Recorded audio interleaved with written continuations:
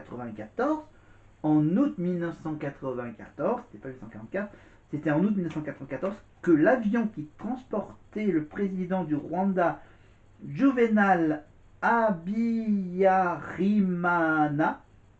explose en plein vol et y déchaîne une terrible guerre civile et le génocide des Tutsis au Rwanda. Voilà, je bafouille, je bafouille, je bafouille. Fin de journée, je bafouille. Allez, on revient maintenant avec un petit magnéto sur qui? Sur lui. Charles, qui n'avait jamais pris de cours de chant, a montré dès le premier prime qu'il possédait de véritables capacités vocales. Mais malgré tout son potentiel, l'élève a eu du mal à trouver ses marques sur scène. Des problèmes de justesse et d'interprétation l'ont pénalisé.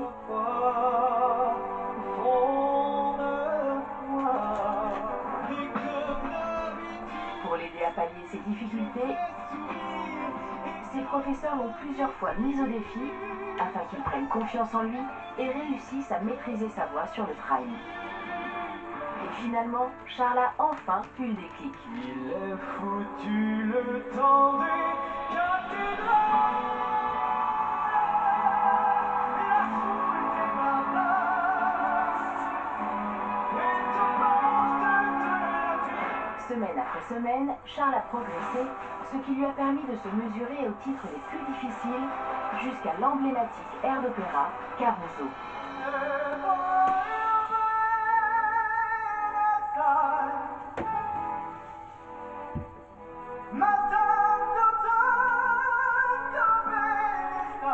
Quelle classe!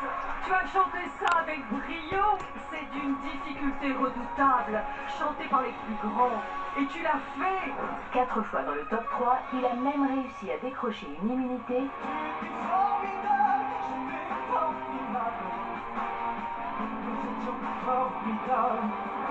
voilà, Charles. et s'est montré à la hauteur de duos exigeants. Ce soir, Charles va tenter de décrocher sa place dans le carré final en interprétant le titre Rise Like a Phoenix de Conchita Wurst. C'est une chanson qui est techniquement très compliquée. Ça va se rapprocher du temps des cathédrales et de Caruso. Il va falloir interpréter, ça va être un beau moment si je le fais à fond. Ça rêve déjà d'être arrivé jusque-là, je vais le donner à 1000% pour pouvoir accéder à cette magnifique demi-finale.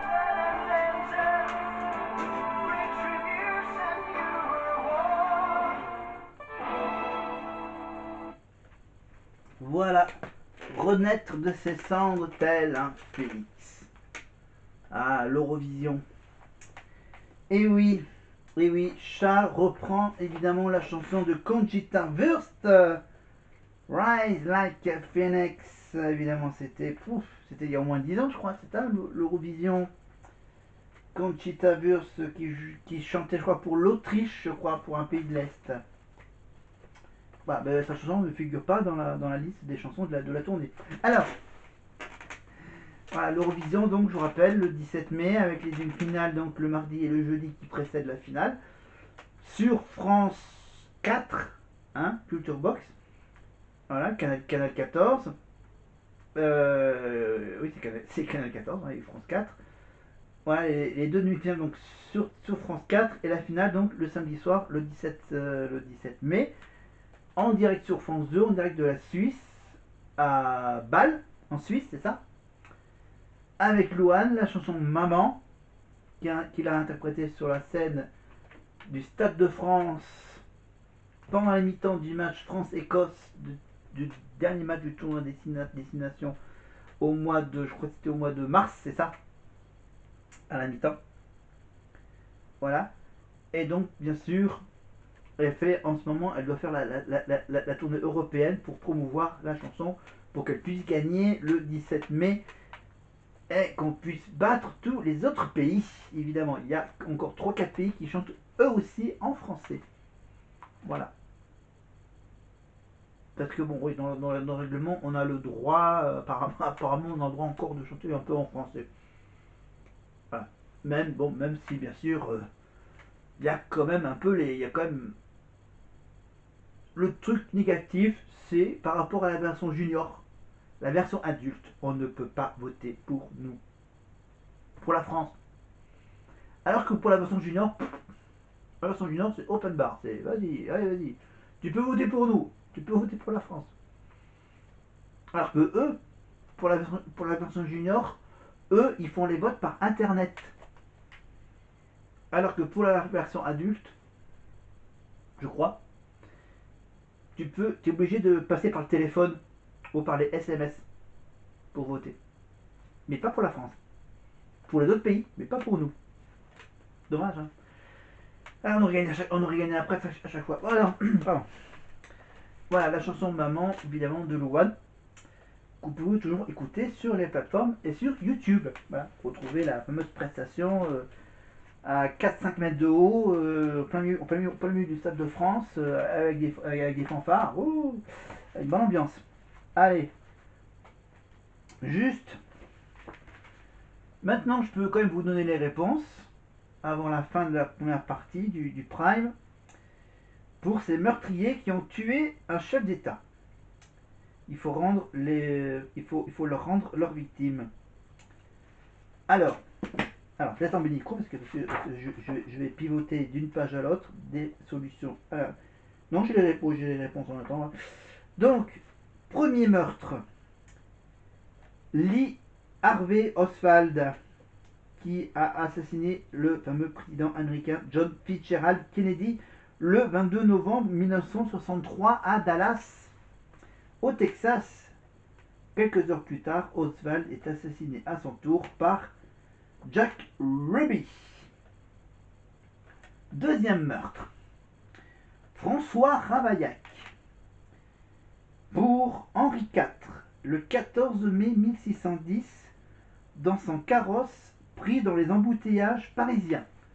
À l'époque, déjà, il commençait à avoir des bouchons à Paris.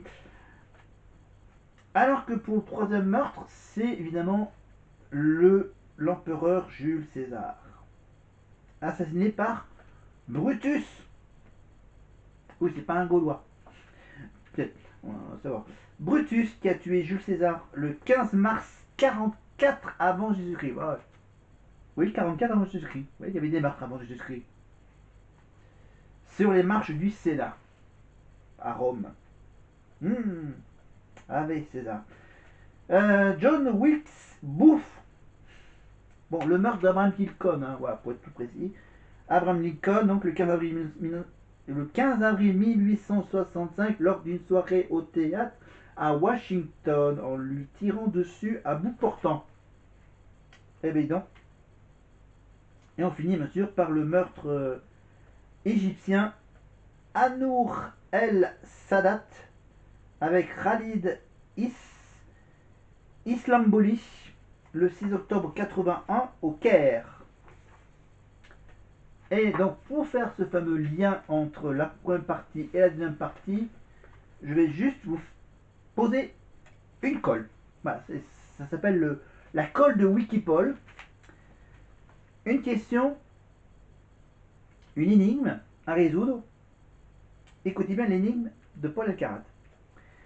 Né à Paris, d'un père belge et d'une mère française, j'adopte un pseudonyme américain et je contribue à populariser le rock en France avec des reprises d'Elvis Presley.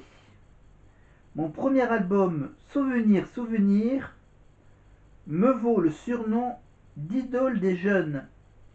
Après 57 ans de carrière, ma mort en 2017 bouleverse le pays. Je suis, oui. C'est bien sûr Johnny Hallyday, bien évidemment l'idole.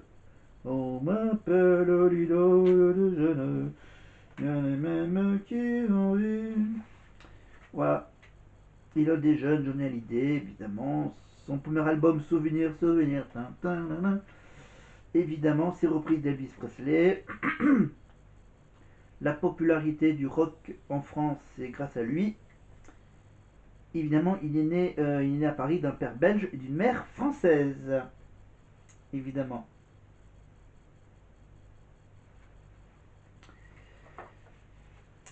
Et maintenant, pour cette deuxième partie, on va parler. Qu'est-ce que je vous ai dit qu'on allait parler? Ah oui, qu'on allait parler réseau et communication. Voilà. Ok? On prépare ça. Oui, j'avais dit le bouquin. On a fait tout ça. Et on est parti avec Ebony. Si beau mais qu'un ami, si j'en ai perdu la tête, je t'ai D'accord, on avance. Ok, on avance. Si on avance, on va tomber sur quoi? Ah, on va tomber sur un petit duo, Clara et Ebony. Clara Luciani, évidemment. On parle évidemment de sa chanson Cœur. depuis l'âge, tu t'abîmes à tous les coups. Tu te fais du mal, souvent tu te fais du mal. Tu te fais du mal, souvent tu te fais du mal. L'amour est comme Bon, c'est pas ma préférée de Clara, donc on passe. Comme ça me fait gagner un peu de temps. Voilà. Alors, on a droit à quoi? Ah, non, c'est vrai que j'ai pas remarqué qu'il y avait un petit message des amis de Marine. est assuré d'y participer, mais pour Charles, Franck, Marine et Ulysse, tout reste à faire et nos nommés peuvent aussi compter sur le soutien de leurs proches, à l'image de la team Marine. Il y a une équipe Marine évidemment qui vous soutient. Regardez, c'est pour vous Marine. Hello Marine! Un petit message pour te dire qu'on est tous derrière toi. pour voir Marine en demi-finale. Votez 3! Vote pour Marine! Marine, je sais que tu vas bien. Bon courage à toi, déchire tout, t'es la meilleure et ne doute pas de toi. So much go on, Marine. Lâche rien, franchement, t'es une déesse. Vas-y Marine, fonce. Comme je disais toujours, tout est en toi. Vive Marine. Et monsieur le maire a un mot pour toi. Tous mes encouragements Marine!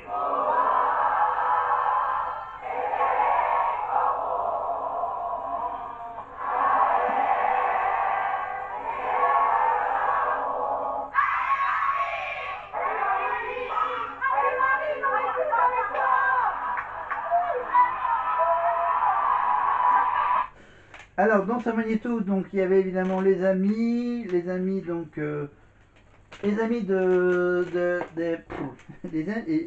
les amis de ses études dentaires pour être donc dentiste. Évidemment, c'est donc son petit plan B.